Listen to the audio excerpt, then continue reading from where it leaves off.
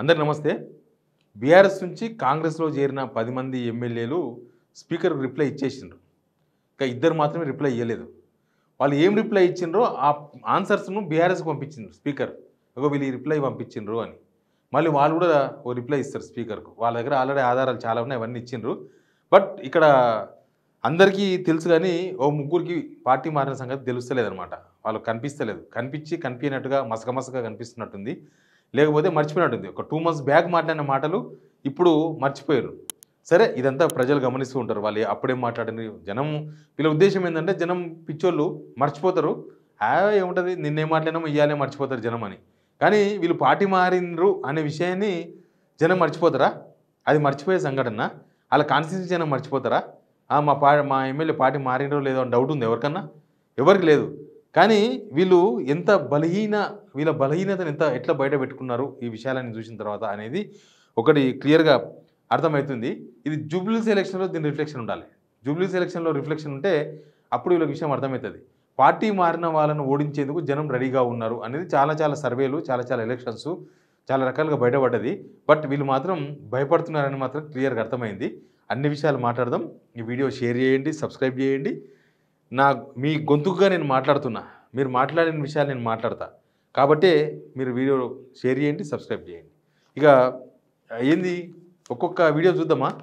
లాస్ట్కు PCC chief Mahesh Kumar Goud కూడా ఎట్లా అబద్ధాలు ఆడుతుండో. ఇక వీళ్ళను ఈ కాంగ్రెస్ను ఎట్లా నమ్మాలి, ఈ పాలకులను ఎట్లా నమ్మాలి ఒకసారి చూడండి మీరు కూడా. నాడు 10 మంది కూడా ఎమ్మెల్యేలు ఎందుకు తీసుకున్నాం? ప్రభుత్వం వచ్చిన తెల్లారి నుంచి బీజేపీ పార్టీ ఇక్కడ రాష్ట్రపతి పాలన పెడతామని, బీఆర్ఎస్ పార్టీని చీల్చి ప్రభుత్వాన్ని పడేస్తామని, ఈ స్లోగాన్లతో ఈ మాటలు విని వాళ్ళు 10 మంది ఎమ్మెల్యేలు స్వతహాగా జాయిన్ అయినారు. చేర్చుకున్నాము. మాకు అప్పుడు సొంత అవసరం. కన్ఫ్యూజ్ చేస్తారా? 10 మంది మీ పార్టీలో చేరారు, సానుభూతిపాలుగా మారారు, మాతో సపోర్ట్ ఇస్తా ఉన్నారు. ఏమన్నాడు? చేరిండ్రు అన్నాడు కదా. నెక్స్ట్ ఇప్పుడు మాట్లాడండి ఒక మాట, అది కూడా వినండి. స్టేట్మెంట్ మరి వాళ్ళు ఎమ్మెల్యేలు వాళ్ళ స్థాయి వాళ్ళే చెప్పాలి కదా. స్పీకర్ జడ్జిగా వారి వాదనలు వింటా ఉన్నాడు, వారి వాదనలు ఇస్తారు. అదే ప్రామాణికం కదా. ఇప్పుడు నా వాదన, రేవంత్ రెడ్డి గారి వాదన, లేక కేటీఆర్ వాదన ప్రామాణికం కాదు అక్కడ. The issues between speaker and MLAs. Speaker notice ఇచ్చాడు as per the Supreme Court direction. ఆయన జడ్జి కదా స్పీకర్కి చెప్పుకుంటారు. నాకు రేవంత్ రెడ్డికి ఏం సంబంధం అంటున్నాడు. ఇప్పుడు ఈయన వర్కింగ్ ప్రెసిడెంట్గా ఉండే, అప్పుడు జాయిన్ చేసుకున్నారు, పక్కనే ఉంటుండే. రేవంత్ రెడ్డి కండవాలు కప్పిండు.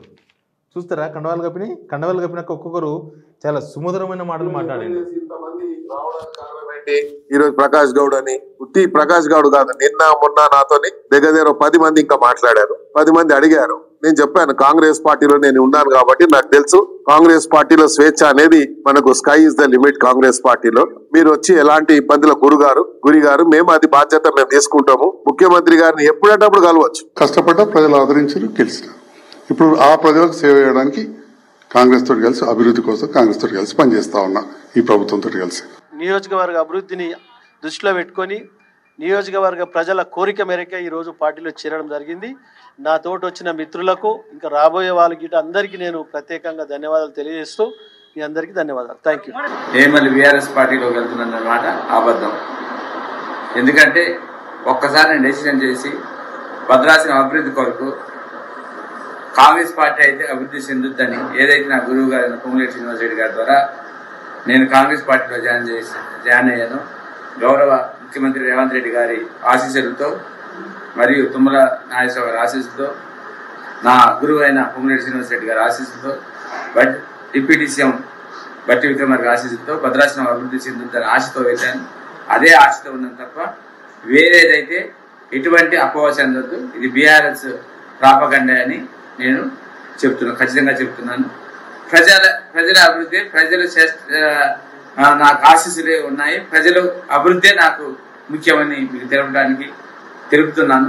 మీరు ఎటువంటి అపోహ చెందితే నేను కాంగ్రెస్ పార్టీని కొనసాగుతున్నాను. నా మీద మనం ప్లాన్ చేసుకొని ముందుకెళ్దామని చెప్పి కూడా వారు చెప్పడం జరిగింది. సంతోషంగా స్వీకరించి అన్కండిషనల్గా నేను నా మిత్రులు, నా శ్రేయోభిలాషులు, కార్పొరేటర్స్, సీనియర్ నాయకులు, సహచర మిత్రులందరితో కలిసి ఈరోజు జాయిన్ అవటం జరిగింది. గౌరవ ముఖ్యమంత్రి రేవంత్ రెడ్డి సమక్షంలో ఈరోజు పార్టీ మారడం జరిగింది. రైతుల కష్టాలు తీరాలనే ఒక ఆకాంక్షతో నేను ఈరోజు వారి నాయకత్వంలో, రేవంత్ రెడ్డి గారి నాయకత్వంలో కాంగ్రెస్ పార్టీలో వచ్చాం. రేవంత్ రెడ్డి గారు స్వయంగా పిలిచి, అన్న మీరు మా పార్టీలోకి రండి, ప్రభుత్వానికి మీ అనుభవం అవసరం, మీ నియోజకవర్గ అభివృద్ధిని మీరు ఊహించిన దానికంటే బ్రహ్మాండంగా చేద్దామని చెప్పి. ఇంకేమైనా డౌట్స్ ఉన్నాయా? వీళ్ళు కాంగ్రెస్లో చేరిన లేదని డౌట్స్ ఉన్నాయా? స్వయంగా వాళ్ళే మాట్లాడినారు చేరిన తర్వాత. పీసీ చీఫ్, ఇప్పుడు పీసీ చీఫ్, అప్పుడు వర్కింగ్ ప్రెసిడెంట్ మహేష్ కుమార్ గౌడ్ గారు. అంటే చేర్చుకున్న వాళ్ళకు చేర్చుకున్నామని చెప్పే ధైర్యం లేదు, చేరిన వాళ్ళకు మేము చేరినామని చెప్పుకునే ధైర్యం లేదు. ఈ ధైర్యం లేని వాళ్ళని ఏమంటారు? రాజకీయ నాయకులు అంటే ఫైటర్స్గా ఉండాలి, జోకర్స్ లాగా మిగిలిపోకూడదు. ఇది జోకే కదా. ఒక 3-4 మంత్స్ తర్వాత, ఒక 6 మంత్స్ తర్వాత ఆ వీడియోలు ఎక్కడ పోవు. వీళ్ళు ఇంకా పాతకాలం లీడర్లు ఉన్నారు. ఆమె ఏం చెప్పింది ఎక్కడ పోయిందో ఎవరో అంత మర్చిపోయినాకున్నారు. కానీ ఇన్ని వీడియోలు ఉన్నాయి మార్కెట్లో. ఇప్పుడు మేము పార్టీలో చేరలేదని ఒక ఆయన, ఏమో మాకు తెలియదు స్పీకర్ జడ్జి అని ఇంకొక ఆయన, సుత్తిమెత్తగా ఏమంటారు, శుద్ధపూస మాటలు మాట్లాడుతున్నారు. అయితే ఈ తెల్ల వెంకటరావు అయితే డైరెక్ట్గా రాహుల్ గాంధీ సమక్షంలో ఏరిండు, రాహుల్ గాంధీ సభలో ఏరిండు. ఆయన ఏమన్నా తెలుసా, బీఆర్ఎస్ ప్రాపగాండా చేస్తుంది, నేను మళ్ళీ బీఆర్ఎస్ పోతాని, నేను బీఆర్ఎస్ పోతలేను, నేను కాంగ్రెస్లో చేరిన అభివృద్ధి కోసం కాంగ్రెస్నే కొనసాగుతా అంటున్నాను. ఇక ఇంత మంచిగా మాట్లాడిన తర్వాత మన దగ్గరనే ఇన్ని ఆధారాలు ఉన్నాయి బయట సోషల్ సమాజంలో. ఇక వాళ్ళ పార్టీలతో నేను ఉండొచ్చు, బీఆర్ఎస్ వెళ్తున్నా. సరే, ఇప్పుడు ఏమవుతుంది, వాట్ నెక్స్ట్ మరి? సరే, వీళ్ళేమో పార్టీలో చేరిండ్రు, చేరలేదంటున్నారు, మాట మార్చిండ్రు. ఇప్పుడు స్పీకర్కు వీళ్ళు చేరిన విషయం తెలియదంట, రేవంత్ రెడ్డికి వీళ్ళు చేసుకున్న విషయం ఆయనకు తెలియదంట, PCC chief Mahesh Kumar Goud working president ఉన్నప్పుడు ఆయనకు కూడా ఏం తెలియదంట, ఆయనకు కూడా ఏం సంబంధం లేదంట. మరి ఏంది ఇప్పుడు? వీళ్ళు పార్టీలో చేరినట్ట? చేరితే ధైర్యంగా చేరినామని చెప్పుకోవాలి, లేకపోతే చేరలేదని చెప్పుకోవాలి. అంతకుముందు బీఆర్ఎస్లో చేరిన వాళ్ళు మేము బీఆర్ఎస్లో చేరినామని చెప్పుకున్నారు. అంతకుముందు ఇంకెప్పుడో ఏదో పార్టీ చేరిన వాళ్ళు మేము చేరినామని చెప్పుకుంటారు.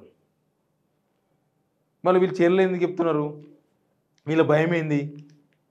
ఉప ఎన్నిక వస్తే ఓడిపోతారని భయమా? గంత భయం ఉంటే మీరు పాలిటిక్స్ ఏం చేస్తారు? అంటే ఏంది మీరు జనాలను తప్పుదో పట్టించనుకుంటున్నారా? 8 మంది రిప్లై ఇచ్చినట్టు సేమ్ రిప్లై, నేను బీఆర్ఎస్లో చేరలేదు, కాంగ్రెస్లో చేరలేదు, నేను బీఆర్ఎస్లోనే కొనసాగుతున్నా, నేను అభివృద్ధి కోసమే రేవంత్ రెడ్డిని కలిసిన, లేకపోతే నేను బీఆర్ఎస్లోనే చేరినా కావాలని నా మీద. ఓన్లీ బీఆర్ఎస్లోనే ఉంటే బీఆర్ఎస్లో ఎందుకు కంప్లైంట్ చేస్తారు? వాళ్ళకు 38 మంది ఎమ్మెల్యేలు, మొత్తం 28 మంది ఎమ్మెల్యేల మీద కంప్లైంట్ లేదు కదా, 10 మంది మీదే కదా కంప్లైంట్ ఉన్నది. దాని నాగేందర్ కడియం సిఆరి మాకు ఇంకా కొంత టైం కావాలన్నారంట. సుప్రీంకోర్టు వీళ్ళు టైం కావాలని అడిగితే వీళ్ళ మీద ఖచ్చితంగా వెయిట్ అయ్యి వాళ్ళ మీద అని చెప్పింది సుప్రీంకోర్టు. వాళ్ళు కూడా వెయిట్ రెడీగా ఉన్నారు. వాళ్ళిద్దరికీ ఉప ఎన్నిక తప్పదు. స్టేషన్ గన్పూరు ప్లస్ ఖైరదాబాద్, ఈ 2 కాన్స్టిట్యున్సీలో ఉప ఎన్నిక తప్పదని ఇప్పుడు అర్థమైంది. కానీ మరి మిగతా ఇప్పుడు ఎట్లుంటుందంటే మన చట్టం 100 మంది దొంగలు తప్పించుకున్నా సరే ఒక నీతిమంతుడు కూడా శిక్ష పడొద్దని. మళ్ళీ ఇక్కడ ఇంతమంది తప్పించుకోవడం కరెక్టా? ఇంతమంది తప్పు చేసినట్టుగా రాజ్యాంగపరంగా వాళ్ళు రాజ్యాంగబద్ధమైన పదవుల్లో ఉన్నారు. వాళ్ళు దేని మీద ప్రమాణం చేసి ఎమ్మెల్యేలుగా కొనసాగుతున్నాం అని చెప్పినారో, ఇప్పుడు ఆ రాజ్యాంగాన్ని తప్పుతున్నప్పుడు వీళ్ళకి ఏం శిక్ష చేయాలి అసలు?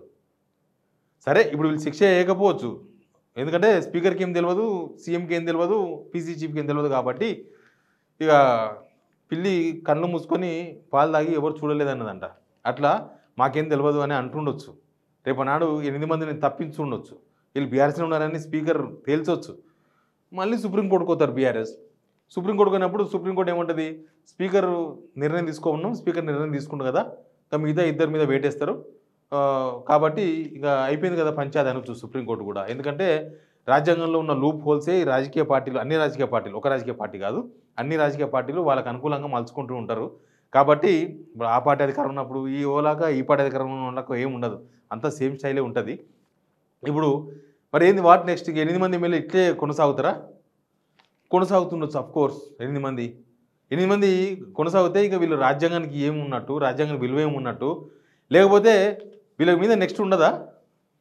అంతకుముందు బీఆర్ఎస్లో చేరిన 12 మంది ఎమ్మెల్యేలో 2 గెలిచారు, ఎవరికి టికెట్ ఇవ్వలేదు, ఇంకా మిగతా వాళ్ళు ఓడిపోయారు. మరి వీళ్ళ పరిస్థితి ఏంటంటే ఉన్నంత వరకు మేము కాంగ్రెస్ గవర్నమెంట్లో ఉండి పని చేసుకుంటాం, ఆ తర్వాత మేము ఇంకా ఎట్లా ఓడిపోయినా సరే అని డిసైడ్ అయినరా? సంథింగ్ ఇక్కడ ఏదో ఒకటి కావాలి. ఫిషింగ్ పోతే అటు వస్తే ఇటు, చేరినాం చేరలేదు లేకపోతే మేము రెడీగా ఉన్నాం దేనికైనా. వీళ్ళు దేనికి రెడీగా లేరు. వీళ్ళు ఎంత జోకర్స్గా కనిపిస్తారు జనానికి. వీళ్ళు జనాలే పిచ్చోళ్ళు అనుకుంటారు కానీ అసలు వీళ్ళు పిచ్చోళ్ళు జనాలు అనుకుంటున్నారు వీళ్ళు పిచ్చోళ్ళని. వీళ్ళు ఇప్పుడైనా ఓడిపోతారు, ఇంకో 2 నెలల తర్వాత ఓడిపోతారు, ఇంకో 3 నెలల తర్వాత ఓడిపోతారు. వచ్చే ఎలక్షన్స్లో జనం ఖచ్చితంగా వీళ్ళని ఓడించే అవకాశాలు ఎక్కువ ఉన్నాయి. మనకి హిస్టరీ అంతా అదే చెప్తుంది. పార్టీ మారిన వాళ్ళంతా ఓడిపోయారు. వీళ్ళ మీద కూడా గదే ఉంటుంది. వీళ్ళు అధికారంలోకి వచ్చి వీళ్ళు చేసి కట్టలు కట్టింది ఏం లేదు. వీళ్ళు ఆడేమి రోడ్లు వేసింది లేదు, వీళ్ళేమి బ్రిడ్జిలు కట్టింది లేదు. ఆ కాన్స్టిట్యున్సీ డెవలప్మెంట్ వేరే కాన్స్టిట్యున్సీలో కానీ డెవలప్మెంట్ ఇప్పుడు బీఆర్ఎస్లో ఉన్నారు. ఆ 25 మంది ఎమ్మెల్యేల కాన్స్టిట్యున్సీలో కాంది ఈ 10 మంది కాన్స్టిట్యున్సీలో ఏమైనా అయిందా?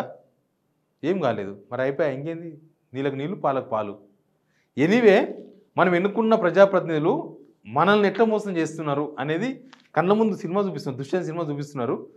ఎంజాయ్ చేయండి, బట్ టైం వచ్చినప్పుడు మీ పని మీరు చేయండి. Please subscribe signal TV.